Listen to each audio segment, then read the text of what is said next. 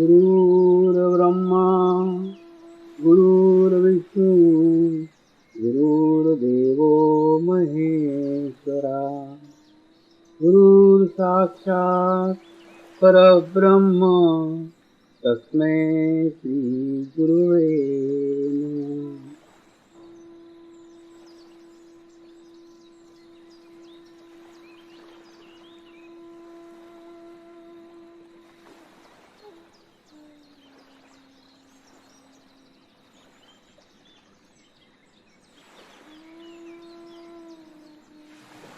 मेरे साथ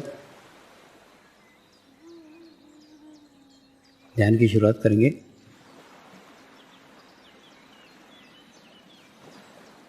मैं एक पवित्र आत्मा हूँ। मैं एक शुद्ध आत्मा हूँ। मैं एक पवित्र आत्मा हूँ। मैं एक शुद्ध आत्मा हूँ। मैं एक पवित्र आत्मा हूँ। मैं एक शुद्ध आत्मा हूँ। गुरु मंत्र का उच्चारण करेंगे। ओम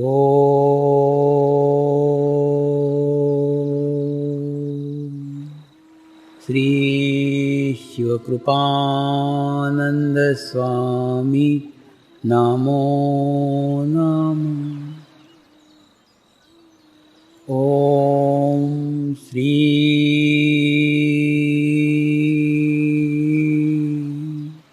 शिवकृपानंद स्वामी नमो नमः। ओम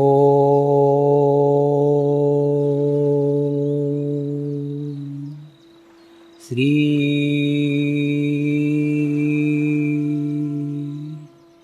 शिवकृपानंद स्वामी नमो नमः। ओम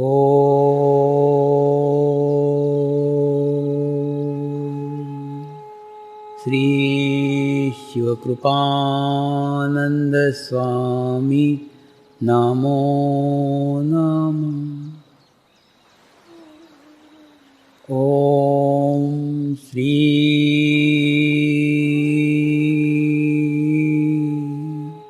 शिवकृपानंद स्वामी नमो नमः। ओम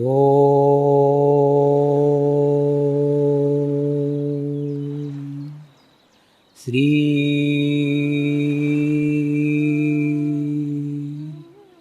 शिवकृपानंद स्वामी नमो नमः। ओम श्री शिवकृपानंद स्वामी नमो नमः। ओम श्री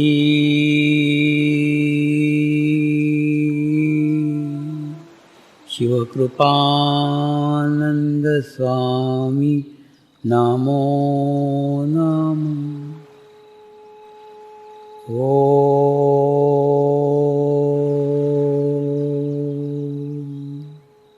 श्री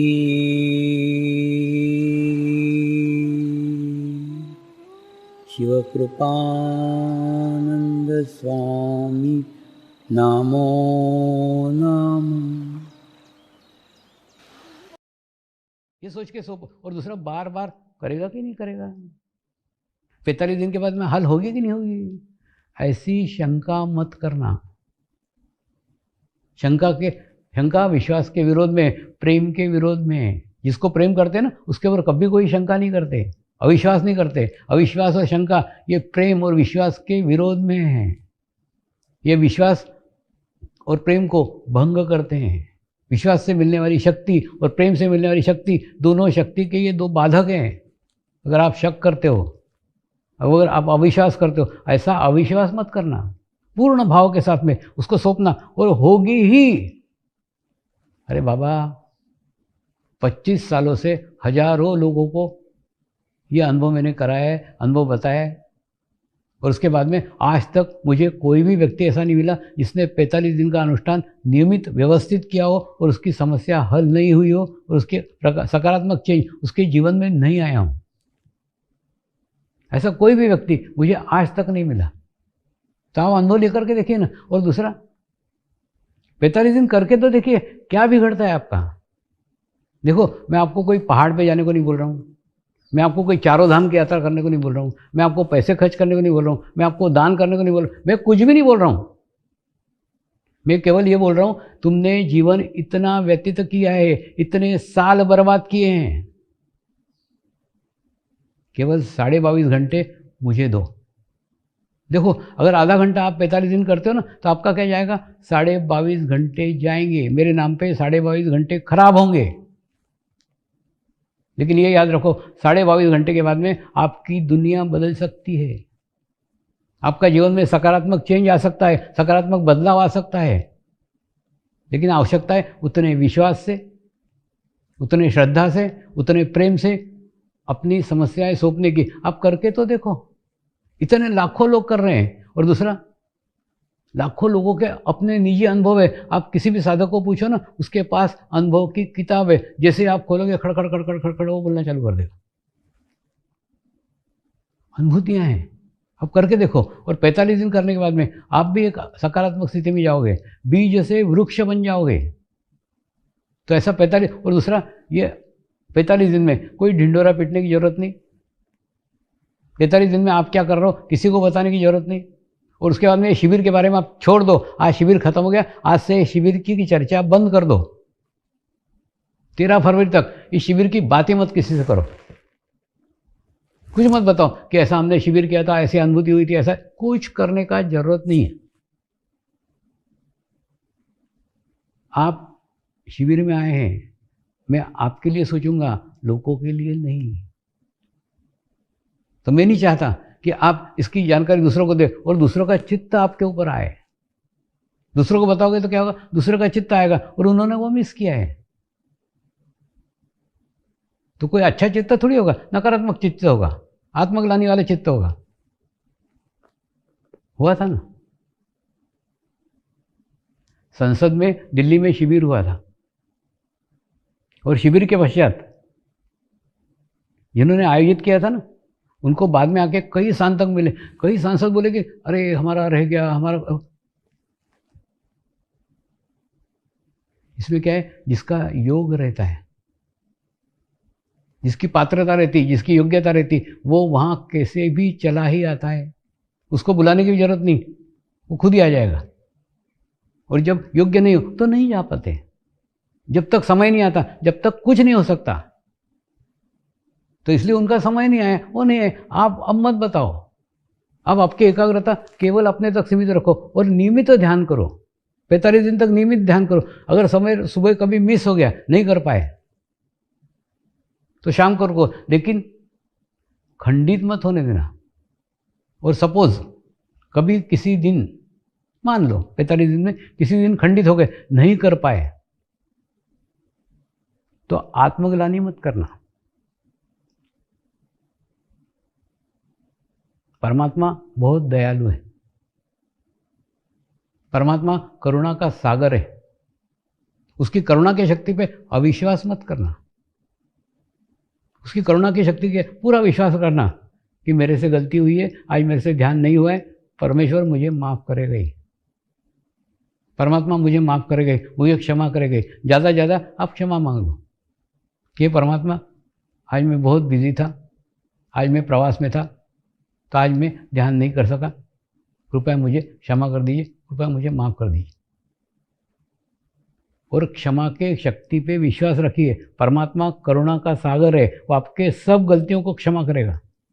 मनुष्य की ना एक बड़ी तकलीफ है बड़ी परेशानी है कि मनुष्य ना दुनिया को क्षमा कर सकता है, अपने आप को नहीं क्षमा कर सकता। कई लोग हैं, दुनिया को क्षमा कर देंगे, दुनिया को झेल लेंगे, चलो हो गया हो गया हो गया, चल छोड़, अपने को नहीं क्षमा करेंगे। अरे ठीक है ना, जैसे आप दूसरे को क्षमा करो वैसे अपने आप को भी क्षमा करो ना। अपने आप को क्यों कोसते रहते हो, मेरे कारण ऐसा हुआ, मैंने ऐसा, कुछ नहीं हुआ, भूल जाओ ना उसको। वो पास्ट है, जो हो गया वो पास्ट है, वर्तमान में रहो ना। और अपने को कोसते, और दूसरा जो आदमी अपनी खुद की नज़र में गिरा हुआ है वो दुनिया की नज़र में क्या उठेगा। तो तुम तुम्हारी नज़र में गिरे हो, अरे मैं पापी हूँ, मैं बुरा हूँ, मेरे से ये हो गया। किसी से कुछ नहीं हुआ, सब भूल जाओ। क्योंकि उसको याद करोगे ना तो कभी भी आगे प्रगति नहीं कर सकते ना। कितने भी पाप किए हो, कितने भी बुरे कर्म तुमने तुम्हारे जीवन में किए हो, सब भूल जाओ। एक ही याद रखो कि मेरे को मेरे जीवन में वो माँ बाप मिले जिस माँ बाप के कारण मैं आत्म साक्षात्कार की ऊर्जा ग्रहण कर सका। मेरे को वो महाशिविर मिला जिस महाशिविर में मुझे अनुभूति प्राप्त हुई। उसके बाद में इस समय को धन्यवाद दो। आज पूर्णिमा का दिन है और पूर्णिमा के दिन मेरे शिविर का समापन हुआ। कितने अच्छे दिन थे, कितना अच्छा शिविर था, कितने अच्छे मेरे माँ बाप थे। इन सब बातों को याद करो ना। जो पॉजिटिव है, जो अच्छा है उसको याद करो। जो पाप किए, जो बुरे कर्म किए, सब भूल जाओ ना। क्योंकि उनको याद करोगे तो कोई प्रगति नहीं होने वाली है, कोई प्रोग्रेस नहीं होने वाला है। ध्यान करो, मेडिटेशन करो, ये सब बातें छूट जाएगी। मुझे मालूम है कई कैदी भी जेल से ये शिविर देख रहे हैं, लेकिन याद रखो सब जने बंदीवान है ना। तुम उस जेल में बंद हो, हम इस शरीर के जेल में बंद है। प्रत्येक जन बंदी है ना, कोई शरीर में बंद है, कोई जेल में बंद, कुछ फर्क नहीं पड़ता। तो आप अपने जो जीवन में अपराध किए भूल जाओ, उनको जो घटनाएं घटी भूल जाओ। लेकिन आज आपने जेल में रहते हुए महाशिविर किया, जेल में रह के भी आत्म साक्षात्कार मिला। हो सकता है अगर आप जेल में नहीं आते तो आत्म साक्षात्कार नहीं मिलता। आप भी कहीं बाजार में घूमते रहते, आप भी कहीं व्यवसाय में बिजी रहते, आप भी कहीं दुनिया के अंदर खोए रहते हैं। आप जेल में हो इसलिए महाशिविर मिला, जेल में हो इसलिए आत्म साक्षात्कार मिला। कितनी बड़ी घटना, कितना बड़ा आयोजन परमात्मा का है कि आपको जेल में डाला। अरे बाबा, आपको जेल में नहीं डालते तो आत्म साक्षात्कार मिलता क्या? आपको इस जेल में आत्म साक्षात्कार मिलने वाला था, इसीलिए आपको जेल आना पड़ा। कितना अच्छा सुअवसर। जेल में भी सकारात्मक देखो ना। इस जेल में आकर के आपको कितनी अच्छी चीज़ें मिली, कितनी बहुमूल्य चीज़ मिली है जो दुनिया में घूम करके भी नहीं मिलती। और आपको समय है, आपको टाइम है, आपके जीवन का जो अच्छा समय है उसको ध्यान में लगाओ ना, मेडिटेशन में लगाओ। और जो जीवन में सकारात्मक मिला आप उसके तरफ चित्त रखो। सकारात्मकता में जीना यही योग का मुख्य उद्देश्य है। जैसा कि हम देखते हैं ना, खोटे सिक्के मंदिर में चलते हैं। मैं जो बाजार में सिक्के नहीं चल रहे, लोग जाके मंदिर में डाल के आते हैं, वहाँ कौन रोकेगा? बिल्कुल ठीक ऐसा ही है। समर्पण ध्यान में भी खोटे सिक्के चलते हैं जो व्यवहार में कभी नहीं चले हो, बाजार में कभी नहीं चले हो, बाजार में असफल हुए हो, जीवन में असफल हुए हो, लेकिन वो सिक्के समर्पण ध्यान में चलते हैं। वो कैसे चलते हैं मैं बताता हूँ। देखिए, जैसे समझ लो एक व्यापारी है, उस व्यापारी के लड़के ने कोई धंधा किया, क्योंकि क्या व्यापारी का लड़का धंधा ही करेगा, तो वो धंधा किया। उसके बाद में वो असफल हुआ, असफल होकर के वो यहाँ गिरा। उसके बाद में फिर दूसरा धंधा किया, दूसरा धंधा करने के बाद में फिर यहाँ गिरा, फिर तीसरा धंधा किया, फिर तीसरा धंधा करने के बाद में यहाँ गिरा। क्यों? क्योंकि जैसे जैसे असफल होते जाता ना, वैसे असफलता का बोझ, असफलता की शक्ति उसके ऊपर इतनी भारी हो जाती है कि वो जैसे ही ये ऊपर उठने का कोशिश करता है, फोर्स से फिर और नीचे आ जाता है। जैसे ऊपर उठने का कोशिश करता है फिर नीचे आ जाता है। यानी कोई भी धंधा ऊपर करने का कोशिश करता है, फिर वो गिरने का फोर्स उसको नीचे लाता ही है। आपने समाज में ऐसे कई व्यक्ति होंगे, वो कई धंधे करते हैं, हर धंधे के अंदर चोट, हर धंधे में नुकसान। बाद में आके उसके घर के लोग बोलते, बाबा एक काम कर, तू घर पे बैठे बैठे रोटी तोड़, तू धंधा मत करे, क्योंकि हर धंधे में खोट आ रही ना, हर धंधे में नुकसान हो रहा है। तो ऐसे अगर व्यक्ति आप हैं अगर ऐसे व्यक्ति आप हैं कि आप जीवन में सब जगह असफल हो गए हो, कोई भी धंधा करने जाते हो तो नुकसान ही हो रहा है, कोई भी काम करने जाते हो बिगड़ता ही है, ऐसे व्यक्ति अगर आप हो तो आपके लिए समर्पण ध्यान एक अच्छा स्वर्णिम अवसर है। तो ऐसे लोगों ने क्या करना चाहिए? पहली बात तो कोई भी कार्य करने का अप्रयास ही मत करो, क्योंकि क्या होता है मन में, एक जगह है, एक स्थान है, इस स्थान से जैसे आप प्रयास करते हो तो इस स्थान को छोड़ देते हो, ऊपर जाने की कोशिश करते हो, और ऊपर से गिरने वाला फोर्स इतना है कि वो आपको नीचे गिरा देता है। तो पहले क्या करना पड़ेगा? सारे प्रयास बंद कर दो, 45 दिन तक सारे प्रयास बंद कर दो, कोई भी प्रयास करो ही मत, सब प्रयास बंद कर दो। और बंद करने के बाद में कुछ नहीं, 45 दिन एकदम पूर्ण भाव के साथ, पूर्ण विश्वास के साथ अनुष्ठान करो। और उसके बाद में फिर आपके अंदर क्या चेंज आएगा, आपके अंदर क्या बदलाव आएगा, आपको बताता हूँ। क्या होगा मालूम है? जैसे आपने इस स्थान से ऊपर उठने का प्रयास ही नहीं किया तो इस स्थान से नीचे गिरोगे नहीं, एक। उसके बाद में जब आप ध्यान करोगे, मेडिटेशन करोगे, तो विश्व के अच्छे सफल व्यक्तियों के साथ, ध्यान के साथ आप जुड़ जाओगे। आपको यहाँ पे अभी अपनी स्थिति मजबूत करने की, स्ट्रांग करने की, अभी ऊपर चढ़ने का प्रयत्न ही नहीं करने का है। तो जब जुड़ जाओगे, अच्छी सामूहिकता के साथ जुड़ जाओगे, अच्छी कलेक्टिविटी के साथ जुड़ जाओगे, तो सारे सफल व्यक्ति हैं, ये दुनिया के सक्सेसफुल व्यक्ति हैं, सफल व्यक्ति हैं, ध्यान में प्रगति किए हुए हैं, व्यवसाय में प्रगति किए हुए हैं, नौकरी में प्रगति हुए, ऐसे प्रगतिशील लोगों की सामूहिकता के साथ आप जुड़ जाओगे। तो आप चाहो न चाहो वो आपकी प्रगति ऊपर की ओर कर ही देंगे। आपकी योग्यता हो न योग्यता हो, आपकी प्रगति होगी ही। मैंने बताया ना, 4 घोड़ों की गाड़ी, 3 घोड़े खींच के स्टेशन पहुंचा ही देंगे। और ऐसे कई अनुभव हैं। एक राष्ट्रीय पार्टी का नेता अध्यक्ष था, और अध्यक्ष होने के बाद में पता नहीं क्या उसको क्या दुर्गति हुई, जो उसने निर्दलीय होकर चुनाव लड़ने का प्रयास किया, क्योंकि पार्टी ने उसको टिकट नहीं दी, उसको गुस्सा आया, तो निर्दलीय खड़ा हो गया, और निर्दलीय खड़ा हो गया, बाद में हार गया चुनाव। और चुनाव हारने के बाद में फिर उसका वैराग्य आ गया, राजनीति से वैराग्य आ गया, राजनीति नहीं चाहिए, एकदम खराब है, मैंने इतना किया पार्टी के लिए, पार्टी ने मेरे को टिकट नहीं, बहुत दुनिया भर का बड़ा कर रहा। उसके बाद में एक बहुत बड़ा प्रोजेक्ट सीमेंट फैक्ट्री का लेकर के मेरे पास आया। स्वामी जी, अब मैं राजनीति से एकदम ऊब आया हूँ, बहुत पैसा और बहुत समय मैंने बर्बाद किया जीवन का, अब मैं मेरे लिए कुछ करूँगा। क्या अच्छी बात है।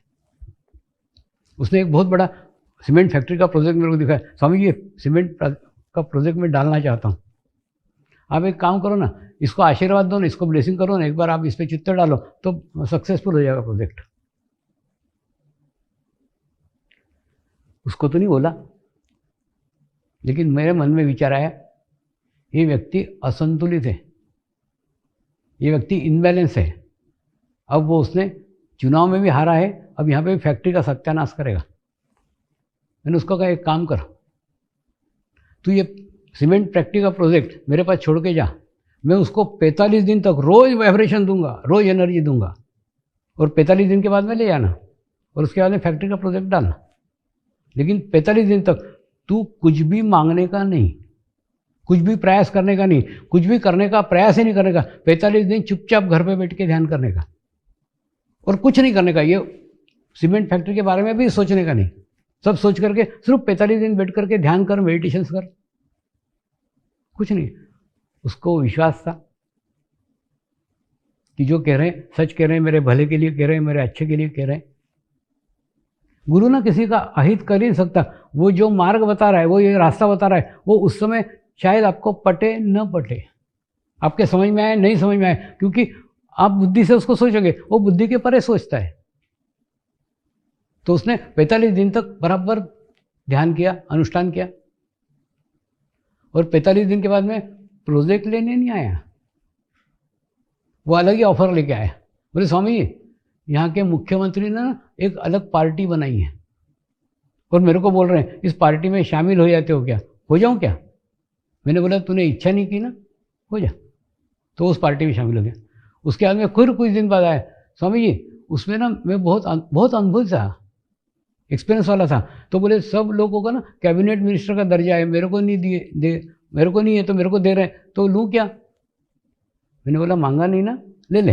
और उसके बाद में वो कैबिनेट मिनिस्टर बन गया और वो फाइल धूल खाते पड़ी है। ये उदाहरण आपको इसलिए दे रहा हूँ, मैं आपको मार्ग छोड़ने को नहीं बोल रहा, मैं आपको मैदान छोड़ने को नहीं बोल रहा हूँ। जिस मैदान में हो उस मैदान में डटे रहो, वही सफलता तुम्हारी कदम चुनेगी। वहाँ से भागने का जरूरत नहीं है, वहीं डटे रहो जहाँ पे हो। राजनीतिक क्षेत्र में ही वो सफल हुआ। तो कहने का अर्थ, आप जिस मार्ग में हो, जिस स्थिति में, उसी स्थिति में बने रहो ना, लेकिन अपने आप को संतुलित करो, अपने आप को बैलेंस करो। और बैलेंस करने के बाद में मनुष्य के प्रयत्न बैलेंस रहते हैं, उसका रिजल्ट बैलेंस आता है। अभी ये कोरोना काल चल रहा है, सब जगह कोरोना काल कोरोना काल कोरोना काल। और दूसरा, डॉक्टर लोग क्या उपदेश दे रहे हैं? रोज साबुन से हाथ धो, दे रहे ना, सब डॉक्टर लोग दे रहे हैं, सब साबुन से हाथ धो। दूसरा उपदेश क्या है? डिस्टेंस मेंटेन रखो, 6 फीट के अंतर से बात करो। तीसरा क्या बोल रहे हैं? मास्क पहनो। आप देखो, ये तीनों उपदेश, तीनों संदेश केवल शरीर से संबंधित है। यानी जो डॉक्टरों का क्षेत्र है उतने क्षेत्र की बात करेंगे, वो शरीर विज्ञान का अध्ययन करते हैं, शरीर का अध्ययन करते हैं, तो शरीर की बात करेंगे ना, कि मास्क पहनो, साबुन से हाथ धो, 6 फीट का अंतर रखो, तो कोरोना से सुरक्षित रहोगे। मैं चौथी बात जोड़ रहा हूं। चौथी बात है, निर्विचार रहो, सकारात्मक विचार करो। अगर सकारात्मक विचार करोगे, निर्विचार रहोगे, तो क्या होगा? आपकी रोग प्रतिरोधक शक्ति अत्यधिक बढ़ेगी। और उसके बाद में अगर नकारात्मक विचार करोगे, निगेटिव विचार करोगे, तो ये तीनों चीज़ें अपनाने के बावजूद भी आपको तकलीफ हो सकती है, आपको परेशानी हो सकती है। इसलिए आवश्यकता है ध्यान करो, ध्यान से निर्विचारता मिलती है, निर्विचारता से आपके अंदर रोग प्रतिरोधक शक्ति बढ़ती है। आप सकारात्मक होते हो, प्रत्येक परिस्थिति को सकारात्मक दृष्टिकोण से देखते हो, और देखने की दृष्टि आपको प्राप्त हो जाती है। तो ये चीज़ अपने साथ जोड़ो।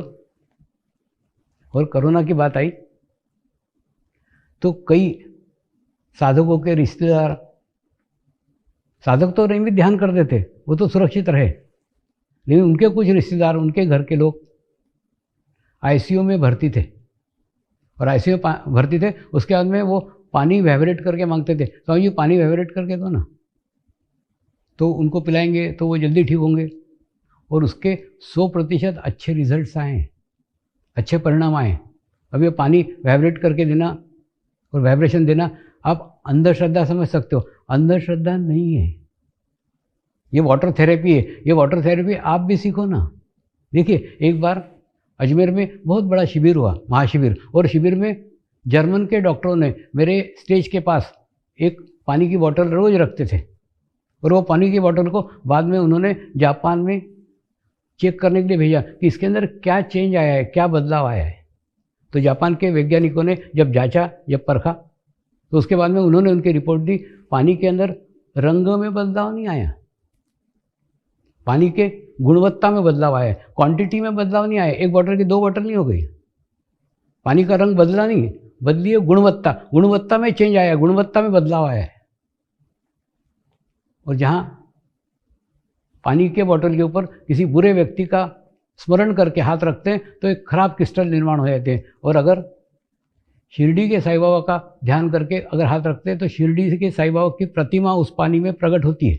इसके रिपोर्ट्स उन्होंने हमको भेजे, क्योंकि हमने सब, देखिए ये युवा लोग जो रिसर्च करते हैं, प्रयोग करते हैं, मैं उनको सदैव हेल्प करता हूँ, सदैव मदद करता हूँ, मेरे तरफ से जितना हो सके उतना करता हूँ। तो उनको दिया, उनके अच्छे रिजल्ट, उनके अच्छे परिणाम आए हैं। इसको वाटर थेरेपी बोलते हैं।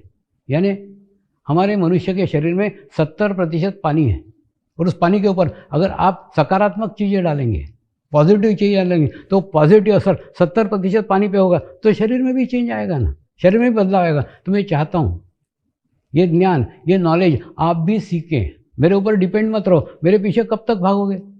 कुछ नहीं, एक पानी की बोतल रखो, उसके बाद में दिया लगाओ, ध्यान करो, मेडिटेशंस करो, और मेडिटेशन करके, और दूसरा आपको बॉटल के ऊपर वाइब्रेट नहीं करते आता ना, एक बहुत बड़ा तपेला लो जिसका मुंह खूब बड़ा हो, उसके अंदर अपने हाथ से पूरे वाइब्रेशन दो।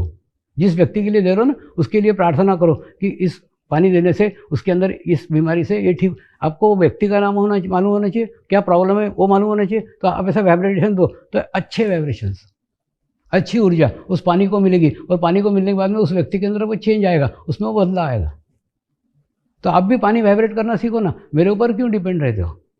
दूसरा, विदेशों में जब जाता हूँ ना, तो विदेशों में खूब ज़्यादा प्रवचन करने के लिए टाइम नहीं रहता। क्या होता है मालूम है, मैं जो प्रवचन करता हूँ फिर वो इंग्लिश में होता है, इंग्लिश से जर्मनी में होता है, मैंने खूब भाषा में उसका ये होता है अनुवाद। तो वहाँ पे मैं प्रैक्टिकल कराता हूँ, यानी खूब गोल बड़े एक रिंग बना लेंगे, और उसके अंदर सब जने बाहर जा करके किसी जंगल में बैठेंगे, और उनको एक पत्थर लेता हूँ, एक सामान्य सा पत्थर, कोई नहीं, उनको बोलता है एक पत्थर उठा लो, उसके अंदर वो पत्थर को हाथ में रखता हूँ, थोड़ी देर ध्यान करता हूँ, थोड़ी देर मेडिटेशन करता हूँ, और उसके बाद में उसके अंदर एक एनर्जी, एक ऊर्जा स्थापित हो जाती है, फिर उसको बीचों बीच रखता हूँ। वहाँ पे ना हीलर्स लोग बहुत हैं, फॉरेन में एक अच्छा है, उसमें हीलर्स लोग हैं, तो उनको चैतन्य का खूब नॉलेज है, वाइब्रेशंस का खूब नॉलेज है। तो लोग क्या करते हैं, पहले वो सामान्य पत्थर के वाइब्रेशन चेक करते हैं, जब पहले रखते हैं ना उसमें, उसके बाद में जो वाइब्रेट करके पत्थर रखते हैं उसके वाइब्रेशन चेक करते हैं, और वो वाइब्रेशंस चेक करते करते मीलों तक दूर चले जाते हैं। यानी उनकी संवेदनशीलता, उनकी ग्रहण करने की शक्ति इतनी होती है कि उसमें से निकलने वाले वाइब्रेशन वो बहुत दूर तक महसूस करते करते करते करते करते करते करते पीछे चले जाते हैं। इतने वाइब्रेशन उसमें निर्माण हो जाते हैं। हे परमात्मा, हम सभी पवित्र आत्माएं आपको हृदय से प्रार्थना करते हैं कि सारे विश्व में शांति हो, सारे विश्व के आत्माओं की आध्यात्मिक उन्नति हो एवं सर्वांगीण उन्नति हो। यही हम सब आत्माओं की शुद्ध इच्छा है। नमस्कार करेंगे। हे परमात्मा, हम सभी पवित्र आत्माएं आपको हृदय से प्रार्थना करते हैं कि हमारे सद्गुरु श्री शिव कृपानंद स्वामी जी का स्वास्थ्य सदैव अच्छा रहे, उनकी आयु दीर्घ हो, यही हम सब आत्माओं की शुद्ध इच्छा है, शुद्ध इच्छा है, शुद्ध इच्छा है। हे परमात्मा, सारे विश्व में स्थापित होने वाली श्री मंगल मूर्तियों की स्थापना, श्री गुरु शक्ति धाम का निर्माण कार्य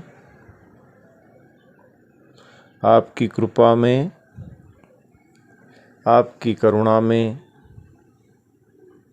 आपकी इच्छा अनुसार निर्विघ्न संपन्न हो, यही हम सब आत्माओं की शुद्ध प्रार्थना है, शुद्ध प्रार्थना है, शुद्ध प्रार्थना है। शांति पाठ करेंगे। ओम ध्यो शांति अंतरिक्ष ग्वं शांति पृथ्वी शांति आपः शांति औषधयः शांति वनस्पतयः शांति विश्वे देवाः शांति ब्रह्म शांति सर्वगं शांति शांति एव शांति सामा शांति एधि ओम शांति शांति शांति सर्व इष्ट सुशांति भवतु।